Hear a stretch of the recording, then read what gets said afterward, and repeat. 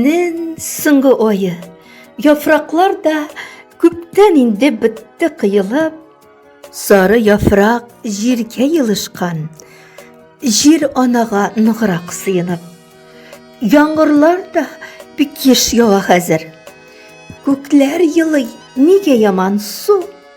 Аяк асты юеш асфальт юлдан елга булып ага, агым су. Шеттереп бызлар явып узды. Димәк тиздән кышлар киләчәк. Шундый матур булган алтын кизләр ис калдырып узып китәчәк. Кезге киштә чәй кайнатып эчеп, тәрәзәдән тышка карадым. Кичке утлар күкне яктыртканнар. Песиемнең йонын тарадым. Шундый кезге бер караңгы киштә бер-беребезне шулай кадерләп яшибез без икәү песием белән. Ни бар тагын шуннан кадерлерәк?